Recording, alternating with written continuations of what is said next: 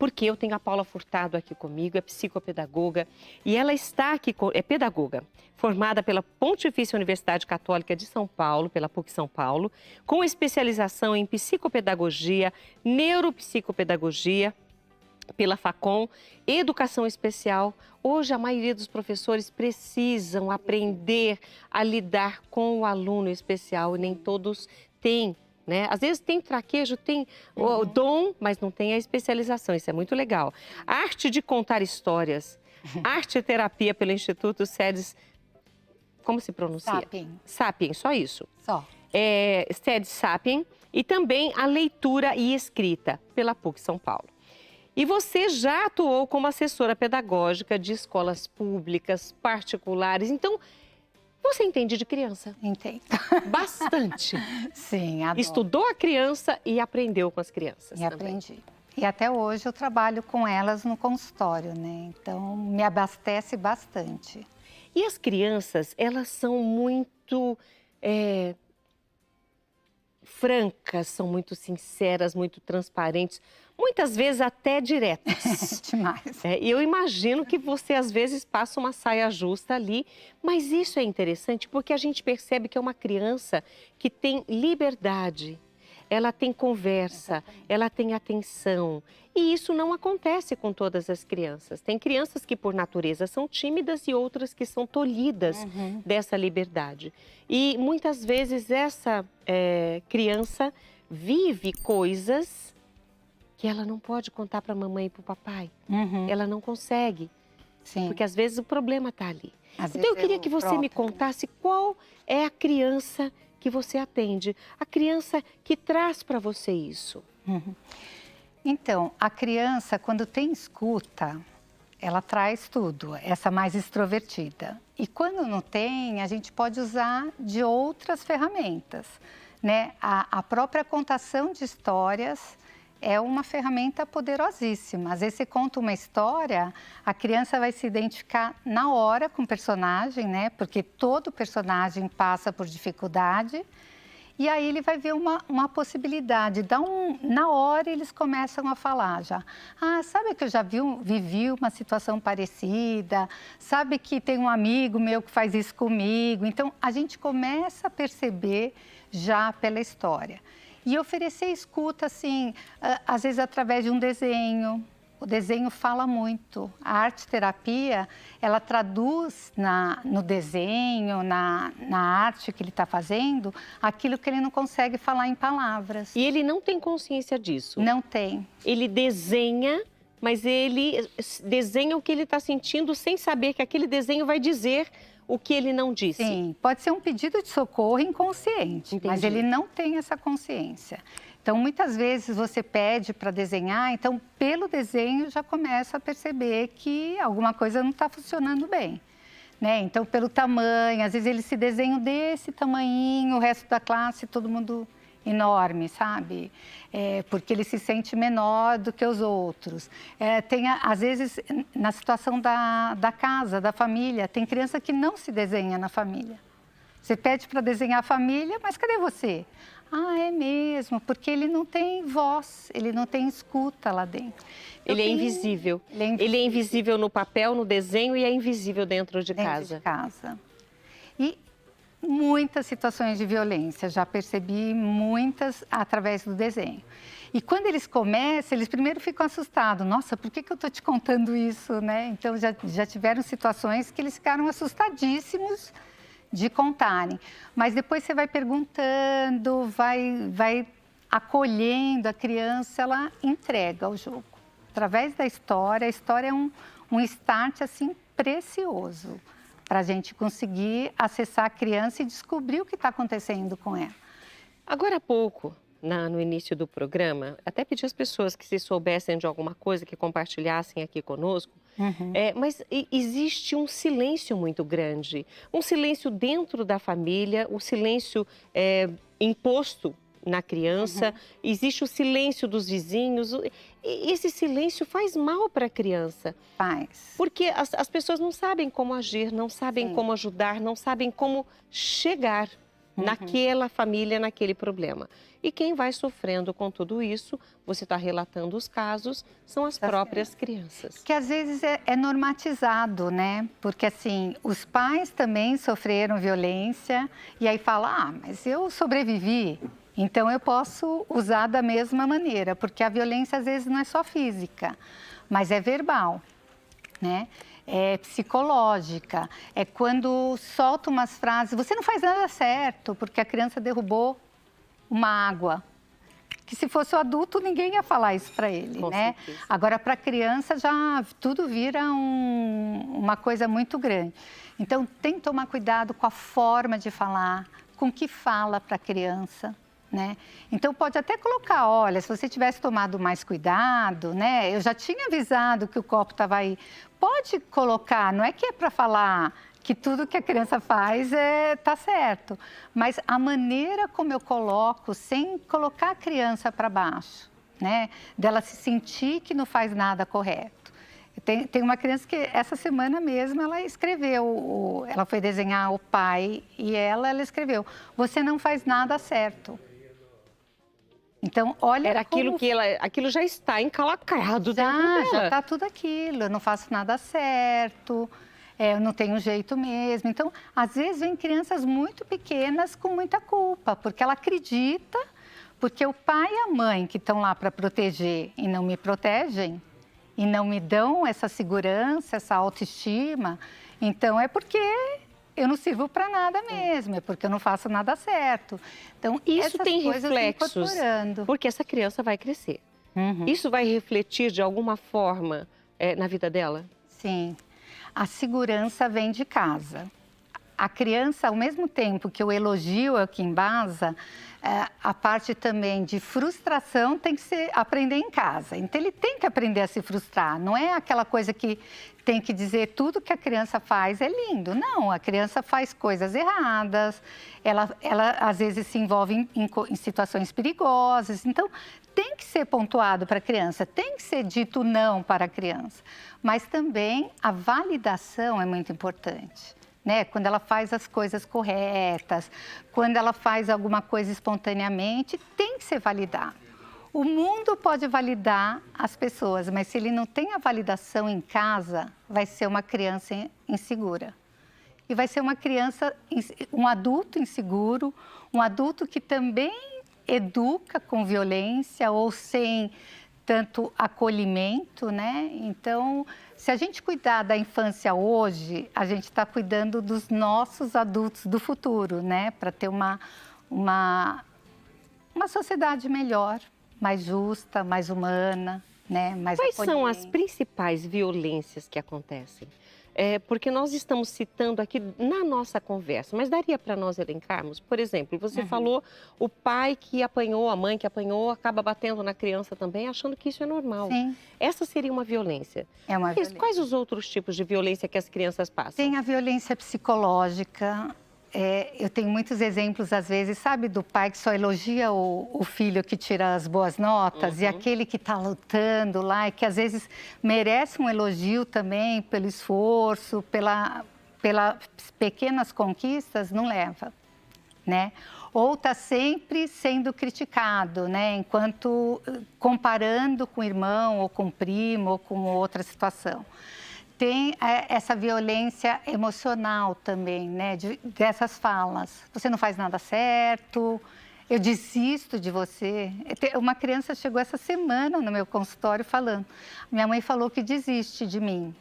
Eu falei, não, ela falou na hora da raiva. Você que tem que contornar. Você vai tentando mudar. Não, dessa vez ela falou que desiste mesmo. E a criança estava com o olho cheio de lágrimas, quer dizer... Ela acredita naquele momento, porque as meninas, principalmente, elas entram mais no modo de culpa, de retraimento, quando ela tem alguma situação. Os meninos, geralmente, é lógico que tem exceções, eles são mais agressivos quando eles estão sofrendo algum tipo de violência. A menina, ela se retrai mais e ela fica com aquela coisa reverberando na cabeça dela, né? Eu desisto de você, você não tem jeito mesmo. E aí aquilo vai tornando a criança insegura. porque o lugar de validação é em casa. Eu preciso validar as qualidades e as características positivas do meu filho. Você falou uma coisa sobre escuta e eu acho super importante, porque muitas vezes essa criança, ela não está sofrendo uma violência dentro de casa, ela está sofrendo na escola. Ou de um coleguinha, ou enfim, ela está sofrendo algum tipo de violência, bullying, que nós já falamos aqui no programa, entre outras coisas. E aí, se ela chega em casa e ela não tem escuta, ela não consegue desabafar, não consegue expor isso que ela está sentindo, que dor essa criança vive, que violência ela vive dentro dela mesma com isso que ela está vivendo, porque ela não tem para quem contar. Nossa, ninguém vai dar importantíssimo nada para ela. Não, mas é coisa de criança, imagine. Amanhã vocês vão estar de bem. Exatamente essa violência da falta de escuta, né? De eu não ser percebido. Então, a falta de escuta também é uma violência. Também é uma violência, né? De ter, porque assim, todo mundo tem aquela falsa sensação de estar em família, né? Então, às vezes está todo mundo sentado no sofá da sala, mas cada um no seu mundo virtual, sem aquele momento olho no olho, sem ter aquele momento que todo mundo está jantando junto, está faltando isso também, que é onde eu vou compartilhar o meu dia, o que aconteceu, porque um pai atento que tem escuta, ele percebe quando alguma coisa não está bem.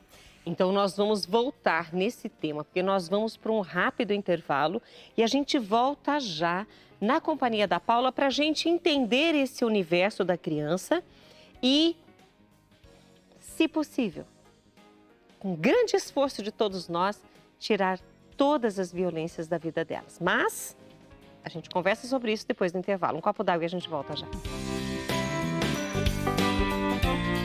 Nós estamos aqui falando sobre as crianças, os diversos tipos de violências que a gente nem pensava que era violência. Não escutar uma criança quando ela quer dizer algo, quando ela precisa dizer algo principalmente, é um tipo de violência. E às vezes a gente não para prestar atenção nisso. A vida da mamãe e do papai é tão corrida, trabalho, mais em casa, mais compromissos e etc. Papai e mamãe não têm tempo às vezes de parar para ouvir. Mas será que não tem mesmo? Então vamos começar a prestar atenção em nós, para que o nosso tempo ao lado da nossa criança seja um tempo bom, um tempo gostoso, sem violência. E aí eu quero aproveitar e colocar para vocês, né, que a Paula Furtado, ela atende crianças, porque eu falei sobre as crianças que você convive, né? Você não só estudou as crianças, mas também atende as crianças, adolescentes, também com dificuldade de aprendizado, casos mais complexos, traumas, que é justamente do que nós estamos falando. Muitos desses traumas advêm dessa violência dentro de casa. Situações de vulnerabilidade emocional, ou seja, você tem um trabalho bem amplo com as crianças. E agora o que eu achei interessante é que você é autora de mais de 100 livros. A gente fala, ter um filho, plantar uma árvore e escrever um livro. Você escreveu 100. Você passou a perna em muita gente, viu? E todos os livros que você escreveu, eles são nessa linha terapêutica. Com histórias que você possa contar para as crianças e elas se identifiquem com aquelas histórias. Eu comecei a escrever por conta dos meus pacientes. Então, chegava um caso de divórcio, a criança estava super arrasada, eu não achava nada na literatura, eu escrevia uma história. E sempre usando um personagem infantil ou animais. E aí, foi daí que começou, e aí eu comecei a escrever bastante em cima da visão terapêutica. Então, tem sobre raiva, sobre tristeza, sobre bullying, inclusão. E aí, depois eu comecei a escrever também a parte terapêutica da Turma da Mônica. Então, aí foram crescendo até chegar. Mas, inclusive, você trouxe alguns exemplares aqui para que a gente tenha... acho que ele vai mostrar. Ele vai mostrar. Porque são exemplares que contam histórias, histórias que muitas delas são vividas pelas crianças. Pelas crianças. Inclusive, você falou... inclusão. Eu trouxe os mais, assim, que batiam com o tema, né? Bullying, Aí tem a parte, você falou das memórias afetivas, esse livro que eu adoro aqui, Pra Sempre no Meu Coração, fala de luto. Ah, o verdinho. Ele fala do luto, mas primeiro ele fala dessa importância da construção das memórias afetivas, que você colocou tão bem no início do programa, né? Que bom que toda criança só tivesse essas memórias afetivas, Verdade. né? Esse acolhimento. Só coisa boa. Só o fato de estar junto, de escutar. Às vezes você nem precisa falar nada, a criança só quer ser ouvida, ser notada, receber um sorriso. Então, isso é importantíssimo, é o estar junto, é criar tempo de qualidade com a criança, isso é o maior presente que a gente pode dar, mais presença e menos presente. Mais presença e menos presente que desembrulha. A não ser que a mamãe venha embrulhada no papel de presente. Aí vai ser divertido. Mas você falou sobre inclusão, inclusive da revista da história, perdão, que você escreveu falando sobre a inclusão. E é muito legal. Tem uma pergunta aqui que eu achei bem interessante. A Érica Marques, ela é de Resende, no Rio de Janeiro. Érica, um beijo para você, para a mamãe Rosa também, para o papai, viu? A Paula, ela colocou, Paula, você trabalha com crianças com síndrome de... Paula Furtado, tá? A Paula Furtado, você trabalha com crianças com síndrome de Down? A Érica que perguntou. Sim, eu trabalho com crianças, independente, o consultório é inclusivo, é para todos. E é para todo mundo que precisa de alguma ajuda, ou nessa parte de dificuldades de aprendizado, ou na parte emocional, porque eu tenho a arte-terapia, então eu termino englobando os dois lados. Mas já trabalhei com muitos, já alfabetizei muitos e eu adoro crianças, então não importa o rótulo ou a síndrome. Você tá junto? Estou junto. Oh, delícia. Agora, você que tem não só o conhecimento, mas tem essa habilidade, tem esse amor e gosta, você consegue identificar mais rapidamente numa conversa, mesmo quando a criança não diz muito, através de um desenho, porque como psicopedagoga, neuropsicopedagoga, você identifica muito mais fácil. Mas para quem está em casa, como sentir que aquela criança está passando por esse, como dizem por aí, a sofrência? Sim. Ou seja, aquele sofrimento emocional. Como identificar? Olha, a contação de histórias é perfeita. Se você contar uma história para a criança e no final você jogar perguntas do que ela mais gostou, do que menos gostou, sabe, perguntas gerais? Não usar a história como sermão, porque tem mãe que fala assim, meu filho está mentindo, eu vou contar a Chapeuzinho Vermelho ou Pinóquio, e no final eu vou aproveitar e vou falar, tá vendo que dá ficar mentindo? Quando a gente faz esse tipo de colocação, o trabalho acaba. Ele já percebe que é um sermão. Agora, quando você conta a história, eles falam, sabia que eu também sou assim? Sabia que às vezes eu já me dei mal mentindo? Ou eu percebi um abuso com uma criança quando eu contei Pinóquio, que ela falou, sabia que a pessoa que abusava dela, né, ele é que nem o Pinóquio. Aí eu comecei a tirar dela, me conta mais sobre isso, o que ele mente, né?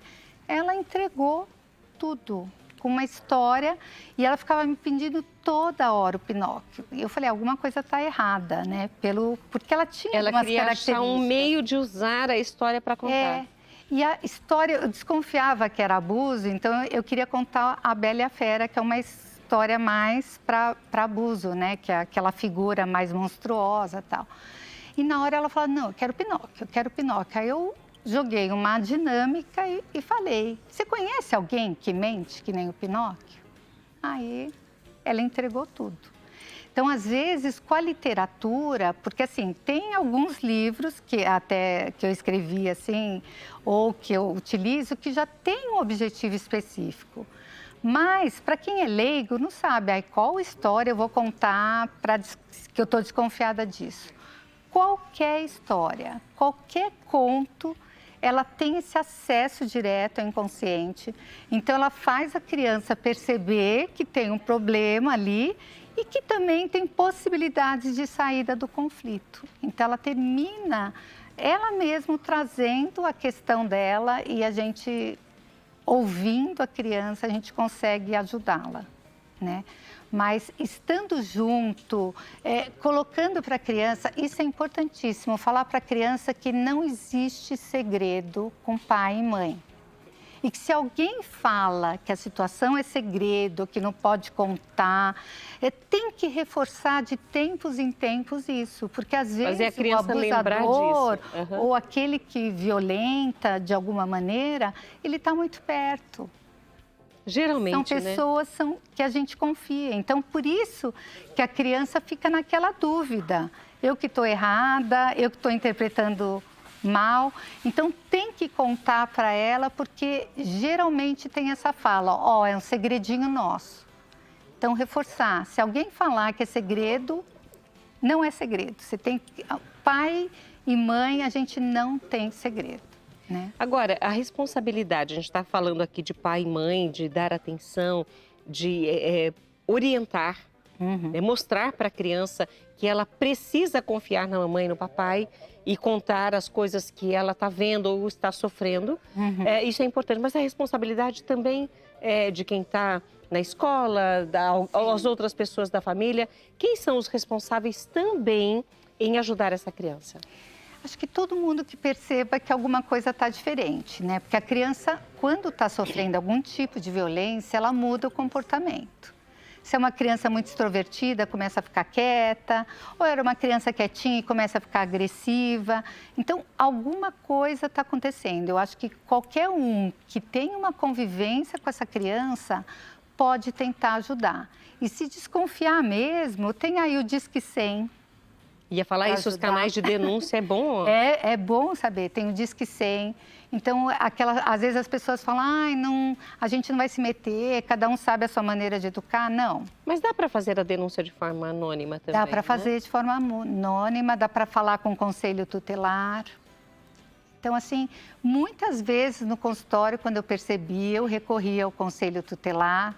Teve uma vez que eu não precisei, porque eu conversei com esse pai, porque era meio, na cabeça dele, era a maneira como ele foi criado e ele deu certo na vida, era a fala dele. Então, eu uso essa mesma linguagem. Mas aí, quando eu comecei, eu falei, olha, não está certo o que você está fazendo. Eu estou com aqui o conselho tutelar, o que você vai fazer para eu não entrar em contato? Aí ele falou, não, eu quero ajuda, eu encaminhei esse pai, então foi uma coisa que eu senti que eu tinha um canal ali de conversa e que eu poderia transformar. Agora, se eu percebesse que não teria escuta, eu já iria direto no conselho, como eu fiz várias vezes, né? Então, às vezes você descobre situações muito tristes mesmo que a gente tem que lidar. Então, trabalhar com criança, às vezes, assim, é uma delícia, mas é aquele peso, né? Porque quando você quer ajudar e você sabe que tem um empecilho por trás e que você vai ter que buscar outras ajudas, é bem complexo. Mas o mais importante é dar o passo para ajudar a criança. Sim, com certeza. Porque vai falar assim, mas vai falar, não se mete na minha vida, né? Porque tem muito disso, você sabe disso. Tem. Mas nesse caso, a denúncia é uma forma de ajudar a criança. Sim, porque aí ele vai ter que, as pessoas vão ter que se reportar a esse conselho. A uma autoridade maior que a dela. Que vai fazer ele rever as ações dele. Né? Paula Furtado, muito obrigada por estar conosco. Eu que agradeço. Eu acho que hoje foi um bate-papo de alerta. Sim. Foi um bate-papo assim, presta atenção. Sim. A gente fala em Minas, junta tudo, né? Cacofonia. Presta atenção. Porque se às vezes a gente não fala, a gente não traz o assunto à tona, porque parece que todo mundo fica em silêncio, a gente não vai conseguir ajudar as nossas crianças. E para todo mundo refletir, né, na sua própria prática.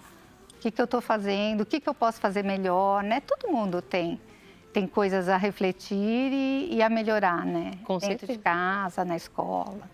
Com certeza. Obrigada por estar conosco. Eu que agradeço. Nós já disponibilizamos as redes sociais para que você possa seguir a Paula Furtado, para que você conheça o trabalho dela.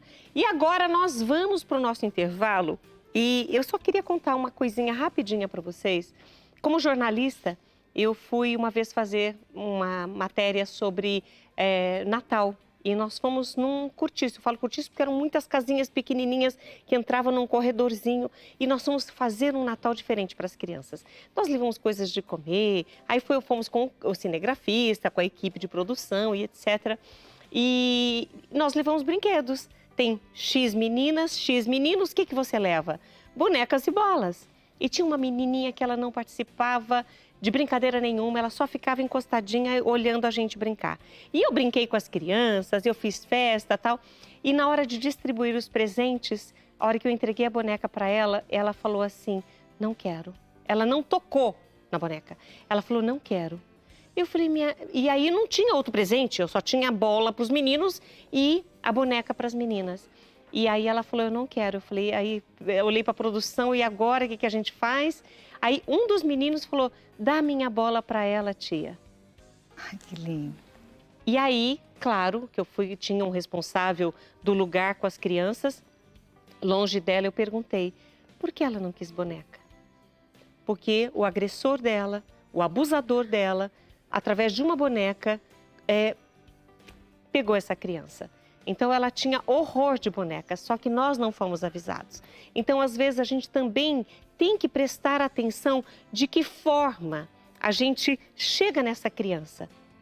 Vocês conseguem imaginar a minha dor? Até hoje, quando eu lembro dela, isso me dói.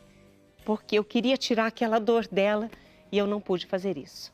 Então, falar hoje aqui, alertar através do Mulher.com, para mim, foi uma forma de acalentar aquele coraçãozinho que já estava tão magoado e tão ferido, tão machucado.